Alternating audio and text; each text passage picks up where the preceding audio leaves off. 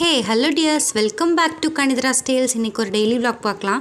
இன்றைக்கி Sunday special என்னென்னா chicken chintamani, முட்டை ஆம்லெட், அதுக்கப்புறம் சிக்கனில் அம்மா குழம்பு வச்சுருந்தாங்க. இவ்வளோ தான் இன்றைக்கி சாப்பிட்டோம். அதுக்கப்புறம் நேற்று க்ளே செஞ்சுருந்தோம்ல, அதோட ரிசல்ட் தான் இது வந்து கிரகப்பிரவேசம் வைக்கிறதுக்காக கிச்சன் டெக்கரேஷன் நானே செய்யலான்ட்டு ஒரு முடிவு எடுத்திருக்கேன். அதுக்காக இந்த அம்மி, உலக்கை இதெல்லாம் வந்து நாங்களே வந்து வீட்டில் செஞ்சோம்.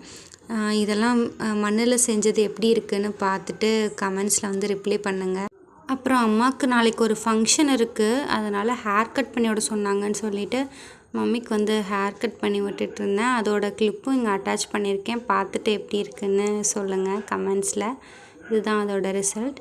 அதுக்கப்புறம் சாரீ ப்ரீப்ளீட் பண்ணலான்னு சொல்லிவிட்டு நான் ஸ்ப்ரேக்கு பதிலாக ரோஸ் வாட்டர் யூஸ் பண்ணுவேன். அது சாரீக்கு கொஞ்சம் ஸ்மெல் கொடுக்கும் அப்படின்றனால.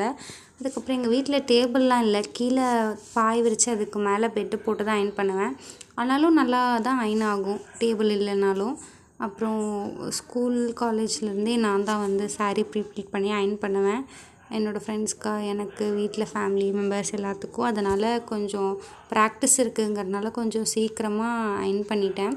இதெல்லாம் நான் யூடியூப்பில் பார்த்து தான் கற்றுக்கிட்டேன், வேறு எங்கேயும் வெளியிலலாம் கற்றுக்கல. இருந்தாலும் ஓரளவுக்கு நல்லாவே அயன் பண்ணுவேன்.